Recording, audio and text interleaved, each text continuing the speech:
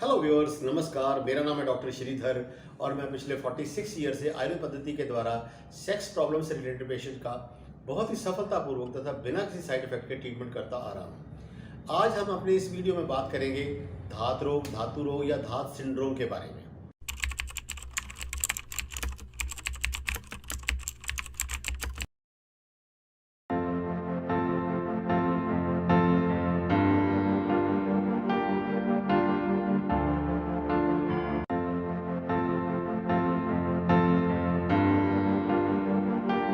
तो इस धात रोग को समझने से पहले मैं कुछ एक इंस्ट्रक्शंस आपको समझाऊंगा।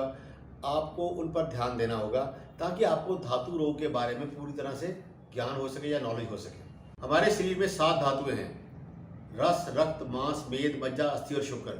जो हम खाते हैं उसका रस बनता है, रस से फिर रक्त बनता है, रक्त से मांस बनता है, मांस से मेद बनती है, मेद से मज्जा बनती है, मज्जा से अस्थि बनती है और अस्थि से शुक्र की उत्पत्ति होती है। और जो शुक्र से जो नेक्स्ट धातु है जिसको हम 8वीं धातु बोलते हैं वो है ओज। कुछ एक आयुर्वेद ग्रंथों में ओज का भी वर्णन है। ओज जो है वो हमारे शरीर को डिफेंसिव मैकेनिज्म प्रोवाइड करती है, हमारे शरीर की इम्यूनिटी है। मगर बहुत से लोग जो है वो शुक्र को ही ओज समझ लेते हैं कि शुक्र ही हमारे शरीर की ओज या डिफेंसिव मैकेनिज्म जो प्रोवाइड करने वाली धातु है। ये बिल्कुल गलत है। और वो इसके साथ एक सपोर्टिव स्टेटमेंट भी देते हैं कि 100 बूंद खून से 1 बूंद जो है वो वीर्य की बनती है। ये टोटली बुलशिट स्टेटमेंट है। इसका इट्स टोटली इररेलेवेंट। शुक्र 4 सेक्रीशंस के मिलने से बनता है। Number 1 sperms which are less than 1% of the total volume of the semen. Number 2 seminal fluid. Number 3 prostatic fluid. Number 4 Cowper gland और vulvourethral gland fluid. तो इसलिए ये चारों जब सेक्रीशंस मिक्स होते हैं तो हमारे सीमन की उत्पत्ति या सीमन की जो एक्सक्रीशन है वो होती है। नेक्स्ट है शुक्र की उत्पत्ति के बारे में। जो शुक्र है हमारी बॉडी के अंदर प्रोडक्शन वर्सेस यूटिलाइजेशन के प्रिंसिपल पर बनता है। जितना आप वीर्य निकाल रहे हो उतना वीर्य 24 to 48 आवर्स के अंदर बनकर आपकी बॉडी के अंदर फिर से स्टोर हो जाता है। जो वीर्य को या शुक्र को ग्लैंड्स जो है वो स्टोर करते हैं उनकी कैपेसिटी अप्रॉक्सीमेटली 170 ड्रॉप से ऊपर नहीं है।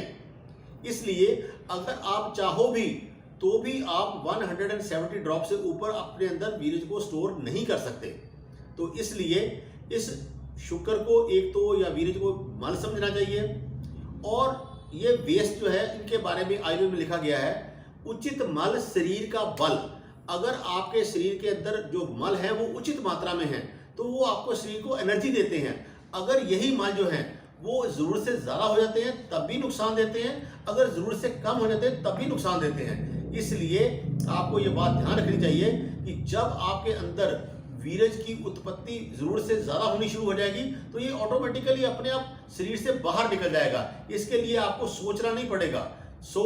उचित मल शरीर का बल, अगर इस चीज को आप ध्यान में रखोगे तो आपको ये पता चलेगा कि शुक्र जो है उसकी वैल्यू जो है वो एक मल से ज्यादा नहीं है। नेक्स्ट हम बात करेंगे धात सिंड्रोम के बारे में। पुरुषों में जो धात होती है 2 तरह की होती है। एक होती है फिजियोलॉजिकल धात और दूसरी होती है पैथोलॉजिकल धात। फिजियोलॉजिकल धात बोलते हैं जो प्राकृतिक रूप से हमारे शरीर के अंदर बनती है और निकलती है। और पैथोलॉजिकल धात हम उसे धात को बोलते हैं जो रोगों के कारण हमारे शरीर के अंदर उत्पन्न होती है और शरीर से बाहर निकलती है। बहुत से मेल पेशेंट्स आके मुझे ये बोलते हैं कि जब हम अपनी फियांसी से, अपनी गर्लफ्रेंड से या अपने फीमेल पार्टनर से बात करते हैं फ़ोन पर, या कोई एरोटिक लिटरेचर देखते हैं, या फिर कोई पॉन्स देखते हैं, या फिर बस गाड़ी में बैठे हुए हमारा पाँव या कोई शरीर का अंग किसी फीमेल के साथ टच कर जाता है तो हमारे लिंग में थोड़ी या बहुत ज़्यादा इरेक्शन आने के बाद 1-2 बूंद चिपचिपा पानी, पानी जैसा पानी, ट्रांसपेरेंट पानी, बूंद जैसा पानी हमारे लिंग से बाहर निकल जाता है और इससे हमें बहुत ज़्यादा कमज़ोरी महसूस होती है। तो ये मैं आपको यहाँ बता दूँ कि ये धात नहीं है। जैसे मैंने आपको पहले बताया था कि जो वीर्य है वो 4 सेक्रीशंस के मिलने से बनता है। Number 1 sperms, number 2 seminal fluid, number 3 prostatic fluid and number 4 Cowper gland fluid और वल्वोयूरेथ्रल ग्लैंड फ्लूइड। तो ये जो ट्रांसपेरेंट पानी है, चिपचिपा पानी है, ये काउपर ग्लैंड का पानी है। इसको लुब्रिकेशन के अंडर लेते हैं। जिस तरह से अच्छी डिश को सुनने के बाद आपके मुंह से लार निकल आती है, इसी तरह से फीमेल पार्टनर को देखने के बाद या उसको साथ टच होने के बाद जो ये ट्रांसपेरेंट पानी निकलता है, ये मुंह की लार से मिलता जुलता है। इसलिए इसे हम एक अच्छी सेक्सुअल एपिटाइट की निशानी मानते हैं, और ये प्लस पॉइंट है, माइनस पॉइंट नहीं है। इसके बारे में इलाज की कोई ज़रूरत नहीं है। तो दिस इज़ ए फिजियोलॉजिकल धात।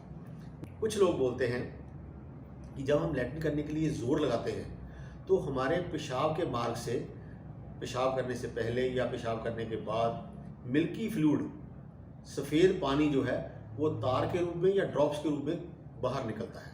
क्या ये धात है? तो मैं यहाँ बता दूँ, ये धात नहीं है। ये प्रोस्टेटोरिया बोलते हैं इसको। ये प्रोस्टेटिक जो हमारा ग्लैंड है उसका सिक्रीशन है, ये भी वीरेज नहीं है। इसके निकलने से आपके शरीर में किसी तरह की कोई भी कमजोरी या आपके सेक्स पोटेंशियल के ऊपर कोई भी बुरा इफेक्ट नहीं पड़ता। तो ये एक फिजियोलॉजिकल प्रॉब्लम है, इसके बारे में आपको नहीं सोचना चाहिए। हाँ, एक मैं इंस्ट्रक्शन यहाँ पर आपको बता दूँ कि जिन लोगों को ये धात पड़ती है उन लोगों को चाहिए कि एक तो वो सीट जो है वो इंडियन सीट के ऊपर टॉयलेट ना करें, वो वेस्टर्न सीट इस्तेमाल करें, इंग्लिश सीट इस्तेमाल करें। और दूसरा, वो कब्ज मत होने दें, क्योंकि इस चीज़ को प्रोड्यूस करने के लिए दो चीज़ें रिस्पॉन्सिबल हैं। Number 1 Indian seat and number 2 constipation. जिन लोगों को कॉन्स्टिपेशन होती है, जिन लोगों को कब्ज होती है, उन लोगों को, और जो लोग पैरों के बल इंडियन सीट पर बैठ के टॉयलेट जो है वो पास करते हैं या लैट्रिन पास करते हैं, उन लोगों को ये प्रॉब्लम ज़्यादा होती है। इसके अलावा नेक्स्ट है, थर्ड पॉइंट जो है वो बार ये है कि जिन लोगों की यूरिन की पीएच वैल्यू 7 से कम होती है, उन लोगों में इनसॉल्युबल फॉस्फेट्स जो है वो यूरिन के द्वारा बाहर निकलते रहते हैं, जिनको लोग धात समझ लेते हैं। तो इसके लिए अगर आपको फॉस्फेट्स निकल रहे हैं आपके पेशाब में, तो आपको चाहिए कि आप अपने यूरिन की जो पीएच वैल्यू है उसको 7 से ऊपर रखें, यानी उनको एल्कलाइन रखें। तो ये जो इनसॉल्युबल फॉस्फेट्स है, they will be converted into soluble phosphates, और आपको नजर नहीं आएंगे। तो इससे आपकी जो, इसको बोलते हैं what the eye sees brain thinks, what the brain thinks body does. जो आंखें देखती हैं दिमाग सोचना शुरू करता है, जो दिमाग सोचना शुरू करता है शरीर उसके मुताबिक करना शुरू करता है। इसलिए आप उसको देखना बंद कर दोगे या आपको दिखना बंद हो जाएगा, तो आपकी ये प्रॉब्लम ऑटोमेटिकली हल हो जाएगी या सॉल्व हो जाएगी। नेक्स्ट है पैथोलॉजिकल धात सिंड्रोम। पैथोलॉजिकल धात सिंड्रोम बोलते हैं जब हमारे शरीर में रोगों के कारण शरीर में धात की उत्पत्ति हो रही है और वो धात शरीर से बाहर निकल रही है, उसको पैथोलॉजिकल धात सिंड्रोम बोलते हैं। पैथोलॉजिकल धात सिंड्रोम में मेनली जो रोल है वो है सेक्सुअली ट्रांसमिटेड डिसीजेज का। इसमें जो सेक्सुअली ट्रांसमिटेड डिसीज में सबसे पहली डिसीज है acute gonococcal urethritis, number 2 chronic gonococcal urethritis, number 3 non gonococcal urethritis, number 4 chlamydial infection, number 5 prostatitis, number 6 balanitis, number 7 injury due to catheter, number 8 injury due to masturbation. ये जो pathological धात syndrome है, इसके बारे में आपको अपने वैद्य, हकीम, doctor से positively बात करनी चाहिए और उसको खुलकर बताना चाहिए कि आपने किसी फीमेल पार्टनर को अदर देन योर वाइफ और अदर देन योर वाइफ किसी को अगर विजिट किया है, तो उसके बाद अगर आपको ये धात पड़नी शुरू हुई है तो आपको इसके लिए ट्रीटमेंट पॉजिटिवली तौर पे लेना चाहिए। अगर आप इसका ट्रीटमेंट नहीं लेते तो इन द लॉन्ग रन ये धात जो है आपके सेक्सुअल पोटेंशियल के अलावा आपकी फर्टिलिटी को, आपकी दूसरी बॉडी के जो ऑर्गन्स है उनके ऊपर भी इफेक्ट कर सकती है। यहाँ पर टेक होम मैसेज ये है कि जो फिजियोलॉजिकल धात है उसके बारे में आपको कोई चिंता या कोई फिक्र या वहम करने की ज़रूरत नहीं है। वो हमारी बॉडी का एक नेचुरल प्रोसेस है जिसके अंदर वो धात बनती भी है और निकलती भी है। और जो पैथोलॉजिकल धात है उसके बारे में आपको अपने वैद्य, हकीम, क्वालिफाइड डॉक्टर से बात करनी चाहिए ताकि वो इसका ट्रीटमेंट टाइम पर दे सके। और अगर आप इसका ट्रीटमेंट टाइम पर नहीं लेते जो पैथोलॉजिकल धात है, तो आपको इन द लॉन्ग रन आपकी सेक्सुअल पोटेंशियल पर, आपके बॉडी के ऑर्गन्स के ऊपर और आपकी फर्टिलिटी के ऊपर भी इफेक्ट हो सकता है। यहाँ पर मैं आपको ये बता दूं कि अगर इसमें से आपको कोई भी पॉइंट क्लियर करना हो तो आप मेरे साथ मेरे फ़ोन पर बात करके या मेरे से अपॉइंटमेंट बुक करके मेरे से बात कर सकते हो, मेरे से पूछ सकते हो। You are most welcome. ये वीडियो हम यहीं पर समाप्त करते हैं। अगर आपको ये वीडियो अच्छा लगा हो तो प्लीज़ इसे लाइक कीजिए, शेयर कीजिए और इसे सब्सक्राइब कीजिए, ताकि मेरे आने वाली नॉलेजेबल वीडियो आपको टाइम पर मिल सके। और इसी के साथ जय हिंद, जय भारत, सर्वे संतु निरामय।